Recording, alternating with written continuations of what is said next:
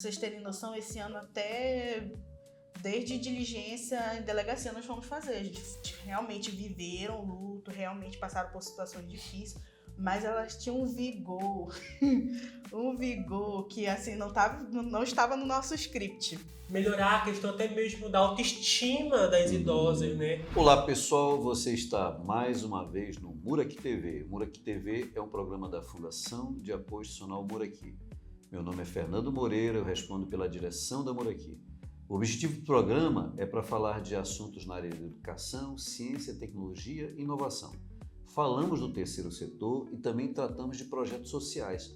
Hoje, por exemplo, vamos falar de um programa que a Fundação mantém, chamado Programa Amor Aqui, e tem por objetivo desenvolver um projeto social. Fique conosco.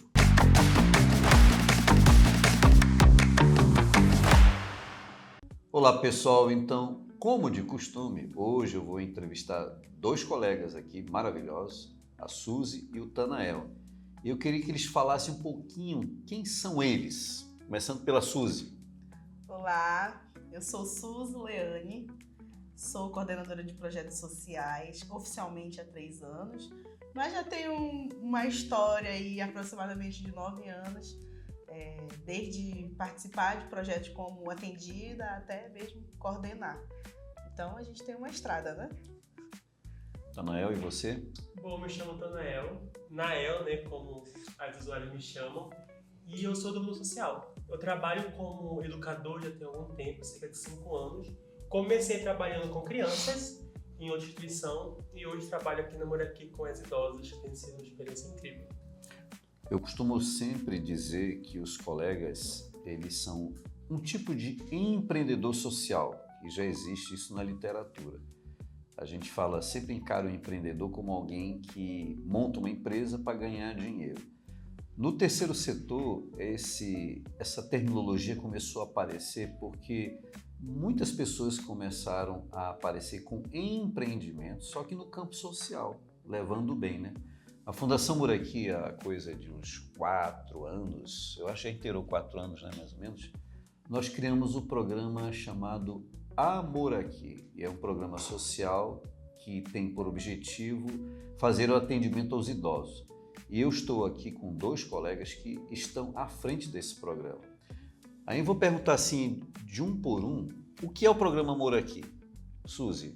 Pois bem, o programa Amor Aqui, ele é bem abrangente, mas atualmente nós estamos trabalhando diretamente com as idosas, mas ele tem um viés socioambiental, um viés de empreendimento, de pequenos empreendedores, mas em relação aos idosos nós estamos focados na qualidade de vida da pessoa idosa e, consequentemente, né, no ser humano. Com certeza, é o nosso alvo principal no desenvolvimento da pessoa humana. Então, o programa Amor Aqui, ele tem voltado a atenção, voltado as atividades para a construção de uma melhor qualidade de vida para a pessoa idosa, né? De que forma?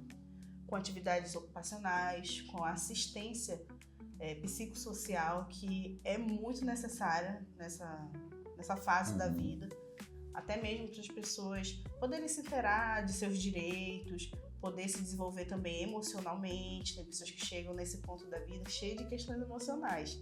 Então, o projeto tem se dedicado a trabalhar essas vertentes e tem tido excelentes resultados. Tanael, o que o programa tem sido para você?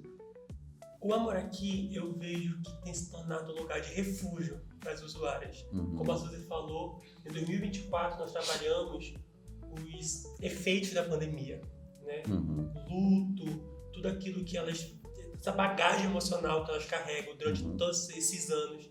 E as atividades nas oficinas ocupacionais, o acompanhamento com a psicóloga, tem sido um lugar onde as usuárias podem ser vulneráveis. Eu acho que é por isso que o grupo cresceu de forma tão expressiva em tão pouco tempo, porque é um lugar onde elas se sentem à vontade para partilhar os seus medos, compartilhar histórias, experiências, sendo elas felizes ou não, elas sentem essa liberdade. E eu acho que tem se tornado isso, tanto para a gente, porque apesar de toda essa bagagem emocional, elas são muito felizes. Então é impossível você não vir para uma ação e não sair revigorado com a alegria que elas transmitem. Legal. E olha, eu digo para vocês assim, quando nós começamos a atual gestão, a gente já tinha uma percepção dos projetos sociais e a necessidade de começar a atuar nessa área. Eu sempre digo assim que se cada empresa privada fizesse uma contribuição ou colaborasse com uma instituição do terceiro setor em projetos sociais, certamente muito da nossa realidade mudaria, né? E nós estamos falando de um segmento que são os idosos. Normalmente a gente tem, no campo social, você tem vários segmentos que você atua. E eu digo sempre assim como testemunho, minha mãe, ela e minha sogra eram pessoas que pouco saíam de casa. E a gente tem, na sua casa, uma experiência aí de um pai, uma mãe já idoso que não sai e é meio que esperando a morte chegar, né? Basicamente isso, a pessoa vai envelhecendo, esperando a morte chegar. E quando a gente começa com um projeto desse, eu gostei da expressão que você usou, Tanel, que elas se sentem aqui à vontade, né, para resolver a vida, né?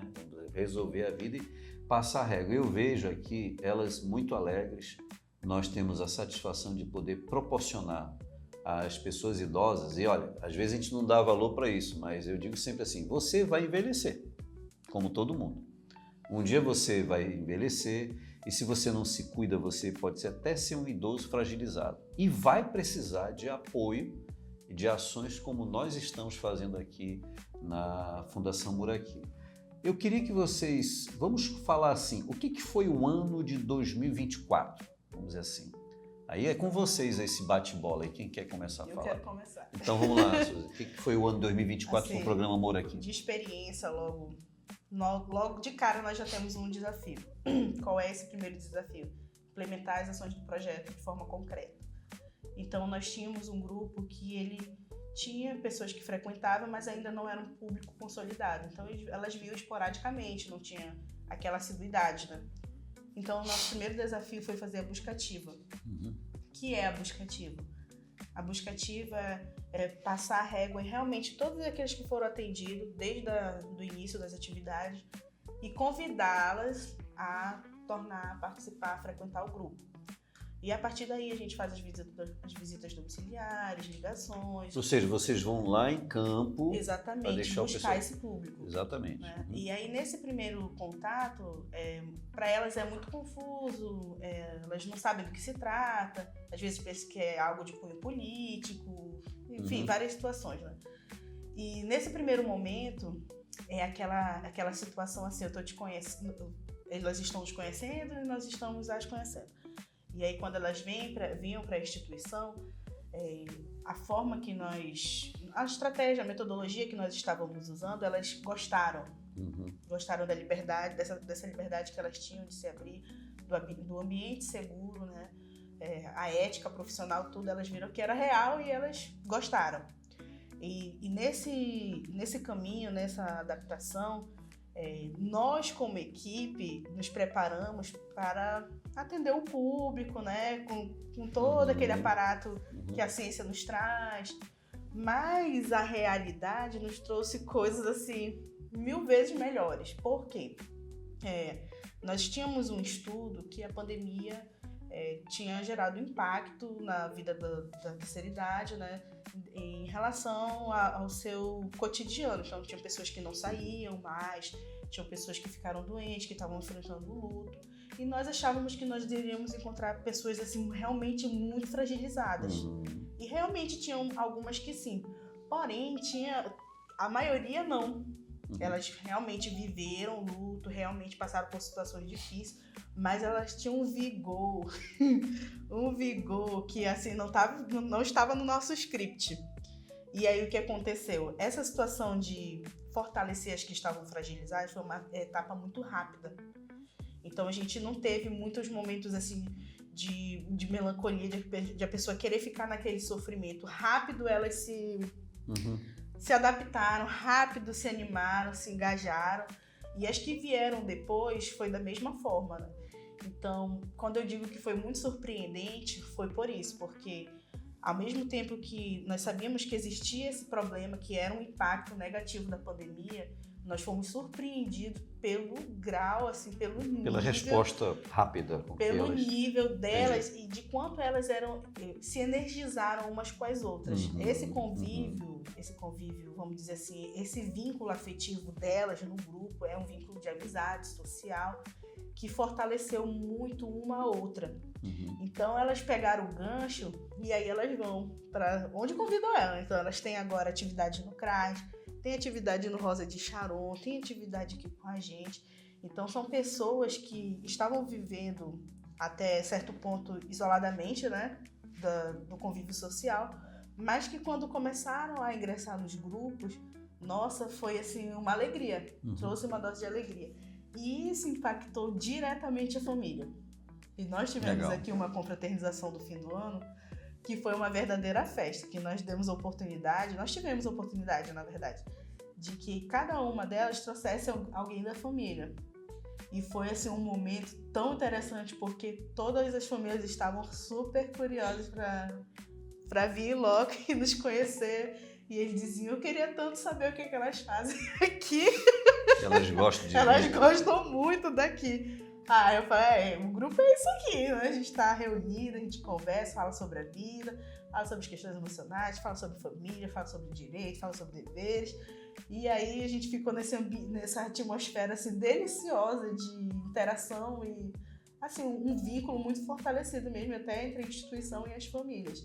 Então, o impacto, o alcance foi bem mais abrangente do que aquilo que nós esperávamos, porque foi da equipe com as atendidas, que a gente chama dentro das regras da assistência social de usuárias. Então, entre as usuárias, as famílias, e o retorno voltou para a instituição, porque eles criaram um vínculo com a instituição através disso.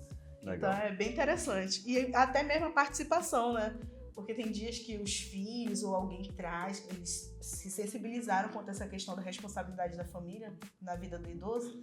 E aí os filhos vêm trazer, esperam, às vezes até ficam para participar da atividade, aí no final vai todo mundo junto.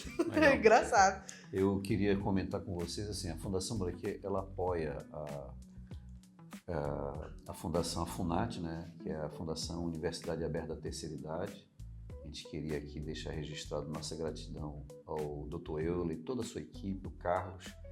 E nós começamos esse trabalho pela afinidade de apoiar a FUNAT também. A FUNAT já deu também suporte para a gente nesse programa, e aqui vai uma gratidão aqui ao professor Euler. Mas é assim, eu gosto de ouvir isso, porque, como eu digo, nós já temos um sentimento de dever de contribuir com uma parcela da sociedade. Nós não trabalhamos com criança aqui, por exemplo, não trabalhamos com criança. Quem sabe no futuro, né? Mas assim, no momento, a nossa atuação é com a terceira idade. E ouvir esse relato da Suzy nos deixa muito grato a Deus, em primeiro lugar, e a todos vocês, né, que colaboram. Tanael, e para ti, como é que tem sido a experiência, Tanael? Eu acho que, partindo da fala da Suzy, ela falou sobre a questão da busca ativa. E a minha mãe fala que o melhor marketing é o boca a boca. Eu acho que a gente viu que o nosso trabalho estava gerando frutos logo no início, quando uma começou a chamar a outra. Então a gente via uma atividade, já dava 2 a mais. Aí aquelas 2 já voltavam na outra semana e traziam outra. Por quê? Porque gostavam do que nós estávamos propondo. Então, quando eu entrei como educador aqui em 2024, foi uma mudança de dinâmica muito forte para mim, porque eu trabalhar com criança. E trabalhar com criança, trabalhar com idoso, a dinâmica é diferente. Sim. Mas foi maravilhoso. É tanto que elas, quando eu comecei com a flauta, porque eu trabalhei com música, veio muita questão do eu não consigo fazer isso, olha a minha idade. Flauta é coisa para criança, eu não tenho mais tanta afinidade para aprender algo novo. E sempre naquele discurso de que você consegue, não, você é uma mulher inteligente, você tem ali, né, autonomia para praticar e conseguir tocar o instrumento. E elas foram cedendo, e a maneira que elas iam avançando na atividade, nas técnicas, crescendo na flauta, a gente via a felicidade delas. De flautear. É tanto que a gente até bagunça, porque elas criaram um verbo.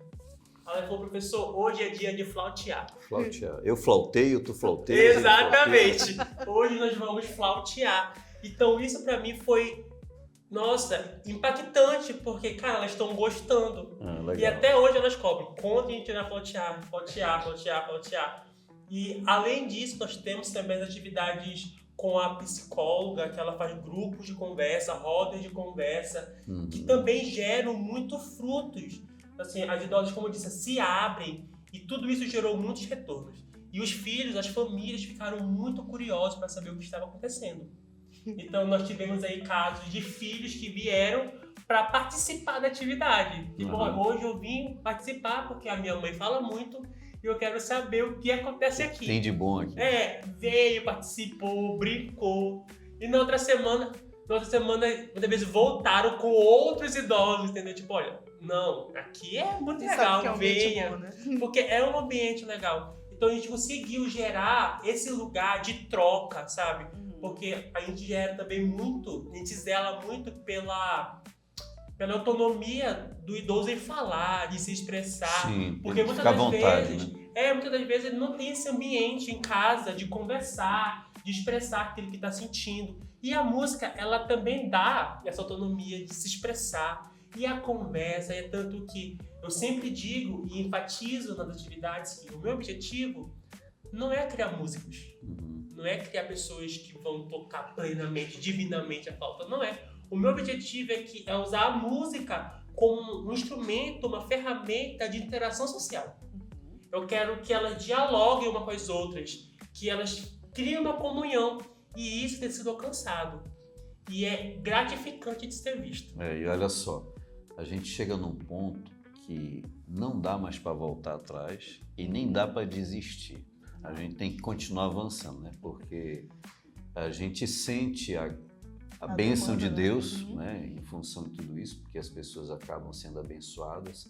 E como a gente comenta aqui no programa, quando a gente fala de terceiro setor, a gente só fala de projetos do bem. A maravilha do terceiro setor, e aqui vocês são testemunhas, já trouxe várias pessoas aqui, nós só falamos em projetos do bem, projetos que a sociedade agasalha muito bem, que sempre traz benefícios para as pessoas. E eu queria ver assim com vocês, então, uma pergunta final. Como é que vocês estão vendo o futuro do programa? Suzy e depois Tanael responde aí. Bem, eu gosto de pensar que... Eu gosto não, tenho certeza que eu sou uma otimista. Por que eu digo isso? Porque eu parto desse seu pensamento também, professor, que não tem mais como voltar atrás. Então é daqui para melhor. Então quais são os sonhos? Os sonhos, vamos lá. Os nossos sonhos são que essas atividades elas se tornem cada vez mais diversificadas. De que forma? Que a gente possa incluir uma atividade voltada para a saúde, né? Esses são sonhos, e eu sonho alto. Atividades voltadas para o bem-estar, para a atividade física, né? Coisas que, além das questões emocionais e da criatividade, vão trazer para elas também melhor mobilidade, motricidade. São coisas que a gente está ainda sonhando, planejando, mas que está perto de acontecer. Nós temos a boa, excelente notícia que nós fomos aprovados, mais uma vez, né, pelo Fundo Manaus Solidário, no edital de chamamento público, o qual nós submetemos o nosso projeto e foi bem aceito, né? E os resultados de 2024 também foram muito satisfatórios. E, além disso, outros editais a gente está correndo atrás para quê? Para que a gente possa ter cada vez mais aparato, né? Espaço adequado, equipamentos, tudo isso para trazer uma melhoria para o atendimento. Até hoje nós temos um enfoque na equipe. Uma equipe multidisciplinar, ela faz diferença, né? Um profissional só uma visão fica um tanto limitado. Mas uma equipe de referência, qualificada, para vocês terem noção, esse ano até desde diligência em delegacia nós fomos fazer. A gente teve que pedir medidas protetivas, né, para idoso que está passando por violência em casa. Então, uma equipe multidisciplinar, ela faz diferença. Então, nós sonhamos e almejamos estruturar essa equipe e trazer materiais, equipamentos para que elas também possam avançar, né? Começar a produzir, começar a elaborar, botar mais a criatividade, melhorar o corpo, né? E a gente sonha com isso. E além do mais, a gente tem os nossos sonhos na área, vamos dizer assim, dos programas socioambientais, né? Aí o professor Tanaia vai compartilhar um pouco com a gente.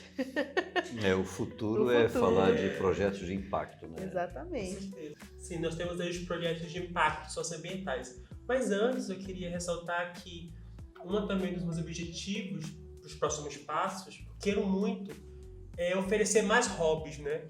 Porque a pessoa idosa, quando se aposenta, muitas das vezes ela se sente ociosa grande parte do tempo por não ter mais aquela rotina corrida, né? E eu acho que oferecer hobbies é uma ferramenta fantástica. Eu sei. Então, já comecei com a música, com a flauta, pretendo trazer outros instrumentos de sopro, de corda.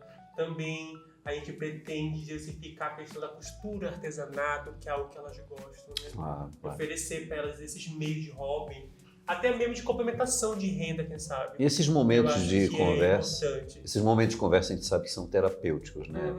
Acho que você se sente...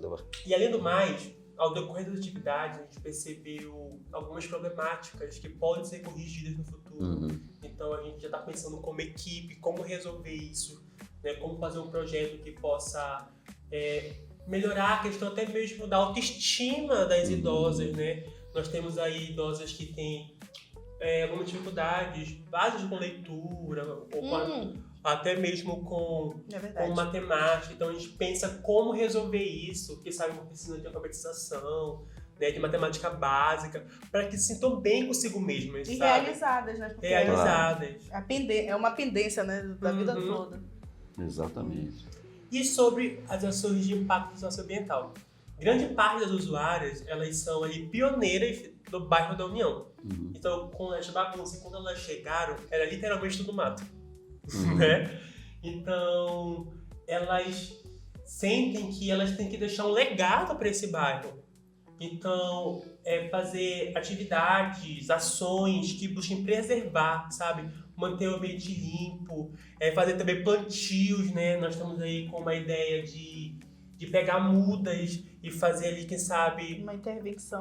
Uma intervenção ali na questão do hip-hop, nas né? praças. Nas praças, legal. Elas, né? Além do mais, aqui nós estamos também com planos de fazer uma horta comunitária, né? Para que elas possam plantar ali os vegetais, plantar ali a questão do cheiro verde, do coisa sem coisas orgânicas, sem uso de fertilizantes. Então, fazer elas colocarem a mão na massa, sabe? Eu acho que vai ser muito bom para os usuários. Legal. Bem, a gente está trabalhando no sentido de manter o programa, de ampliar o programa. Temos a pretensão de um dia a gente ter um portfólio de projetos de impacto. Nós estamos acabando de elaborar um projeto sobre o tijolo ecológico, né? Que é um segmento que a gente quer crescer dentro da organização, que é justamente gerar propostas de impacto ao ambiente e à sociedade, mas por meio de implementação de empresas, né? Empresas que venham trazer como resultado, principalmente, um resultado social e ambiental. Esse é o futuro da organização.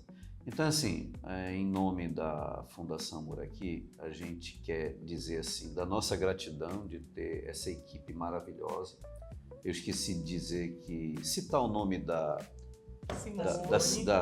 Simone, que é a nossa assistente social, da Fabiola, que é psicóloga, tem sido uma excelente colaboradora, já esteve aqui em outras entrevistas com a gente, e agradecer vocês que estão com a gente trabalha no sentido de manter essa equipe, quem sabe um dia até ampliar a equipe, que a gente vai precisar ampliar a equipe, e orem pela gente, torçam pelo programa, porque nós estamos aqui com o objetivo de fazer a diferença como organização, dentro de uma necessidade que está aqui perto da gente, que é o bairro da União. Então, eu digo sempre assim, toda empresa deveria adotar seu bairro, né? Para fazer o diferencial naquele bairro, e é o que a gente espera fazer no futuro, cada vez melhor aqui com o bairro da União. Tá bom? Se despeçam aí do pessoal, vamos lá, palavras finais.